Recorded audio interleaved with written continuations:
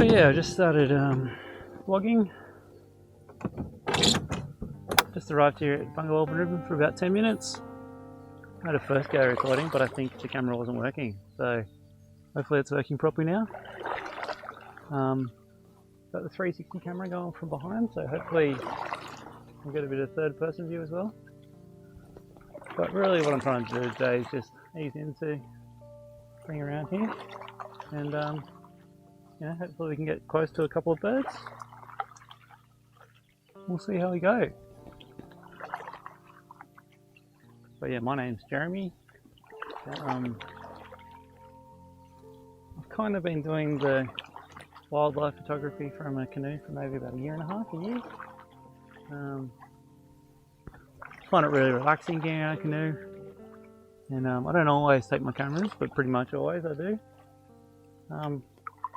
Just because I really it gives me a reason to get out here with the camera. So yeah, I quite like bird photography. There's some birds up there. But on the canoe I find you can get a little bit closer. And if you can get a photo along the waterways, you can get a nice background as well typically. But yeah, getting on the canoe is pretty nice. What I normally say to people is it's kind of like, not like natural roads really. You can cruise along. Yeah, so it's kind of like going for a bike ride along a natural road. I don't know, it's pretty cool. Especially for someone who's like me, growing up in the city. Yeah, it really makes you feel like you're out in nature. So that's pretty nice. Just going to swap over to my better canoe paddle in a second. This one's the one I normally start off with when I'm close to the bank.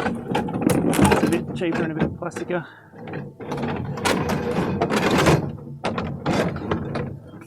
Yeah, I've got a one tree canoe, solo canoe. It's got a Sprite 11 I think, model number. Well, yeah, it's a really good thing to get out and about.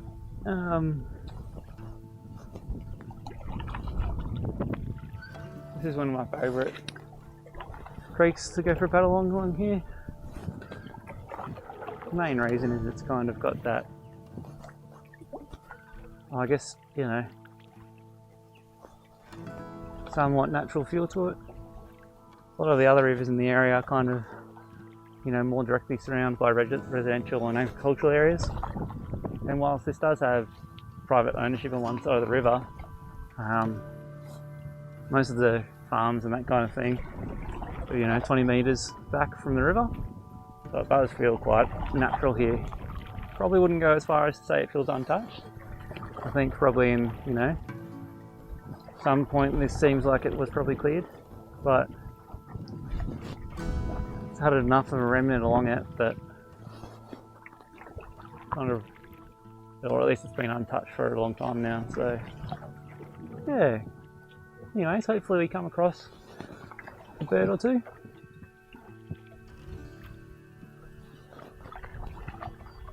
Oh, so just there, just threw across.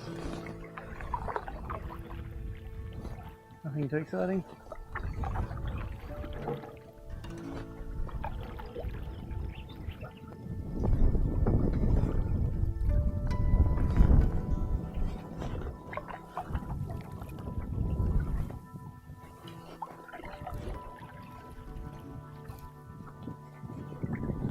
But yeah, I probably got to work on my canoe paddling technique a little bit. Kind of have to do a pretty bad impression of a J stroke, I think. I actually had shoulder problems for a little while with the canoeing. When I first kind of started, I was a bit gung-ho about the whole thing, so I'd really push myself if I was in the gym or something, and I think I just put a little bit of strain on my tendons and that kind of thing. And also at that point in time I had a two-person canoe, an old two-person canoe, and I think it weighed, you know, close to 30 kilos or something. And because it was quite long, it can be quite difficult to kind of lift on and off the roof. We're just coming up to one of my favourite sections of the river here. But yeah, no, anyways, it's a great way to have some exercise and get out on the river.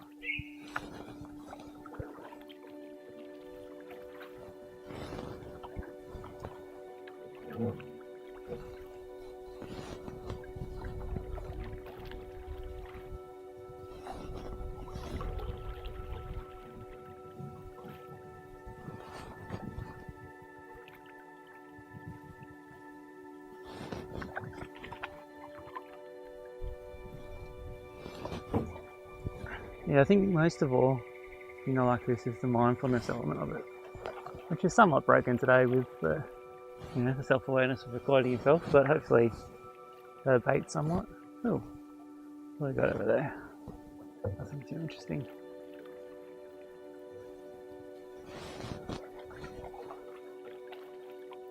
But, you know, no cars, no people. You know, most of the time the animals aren't too agitated either, they're just kind of slowly going about their business. And so you kind of get in the mode of you slowly going about your business. Yeah, and especially when you find a nice spot in the shade like this, you know, it's very relaxing. You really feel the stress melt away from you. One of the things I've been telling people is that, you know, I think you can get caught up in your job and your relationships and the stresses of life. And I think sometimes, you know, you feel like the person that, you know, you feel like the worker, you feel like the husband, you feel like the dad. Yeah, you don't really feel like an animal, I guess. You know, really, we're all just animals in nature, in this giant ecosystem of the earth. But yeah, I think in a day-to-day sense, you probably more feel like an individual as part of society and, you know, some kind of economic unit in our economy. So I think it's nice to get out and remind yourself that, you know, this is the real world, more so than the economy. And, you know, these animals don't care how much money you earn. Or oh, there's a duck taking off up there. Well, yeah, I think especially a lot of the time with stuff like work and relationships, you know, positive mindset goes a long way. And if your batteries aren't recharged, you know, if you're feeling stressed and a bit anxious and a bit overwhelmed, then that really negatively affects your view on things, and then you can really struggle to enjoy most things. So I think getting out and doing something like this or whatever else you can find to do can really lift your spirits. And then, you know, kind of the same thing you're doing. It doesn't, you know, change that you have to go to work or anything, but what it can do is change the way you feel about going to work. Isn't this beautiful? It's quite high tide now. Yeah, I haven't been too successful with the bird photography at this particular location. I think because it tends to be quite dark along the banks, especially at a time like this, where... Sorry, I'm just trying to make sure I don't knock the camera off. It's a bit weird having something you tie behind yourself. Yeah, I think when you got the kind of dark banks like this, yeah, the birds can tend to be a bit scared and go a bit further away. So, yeah, and it's not really, there's not so many little tributaries off the side, or smaller creeks. And that's when you tend to find kind of the nicer secure kingfishers and stuff like that, where they'll kind of hang out and live, and where you might get a couple of good photos. Because otherwise they'll just tend to fly away up and down the creek. So you'll kind of struggle to get a nicer photo of them.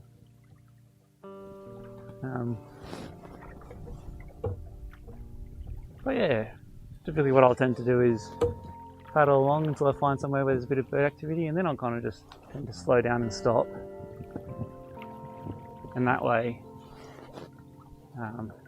as you're moving along, the birds can kind of perceive you as a bit of a threat. You know, you're kind of prowling along. But when you stop, they kind of, you know, they can kind of become a bit more accustomed to you. or if you're just floating with the tide, that's the other thing.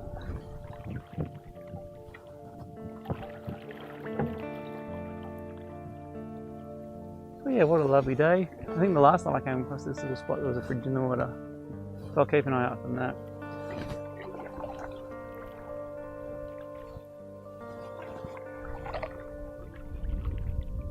But yeah, I think the water quality here is not so great today. It's pretty silty. Who knows?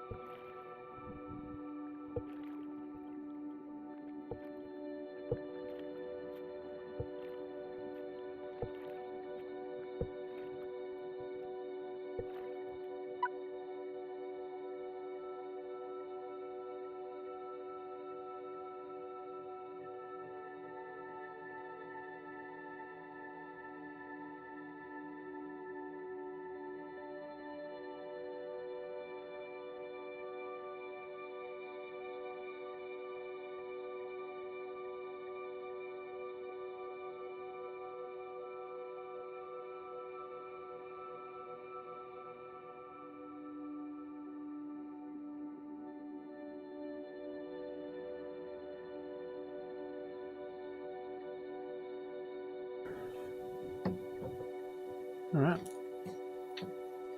Well, I'm going to turn around now.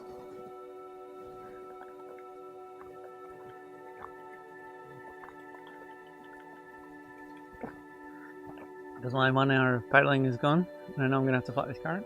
So even if I go pretty hard, I reckon it's still going to take me about half an hour to get back.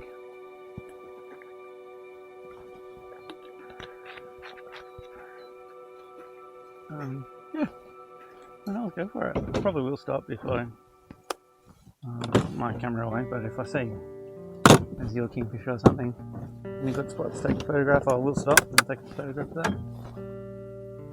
What did I miss back there? Alright, let's go.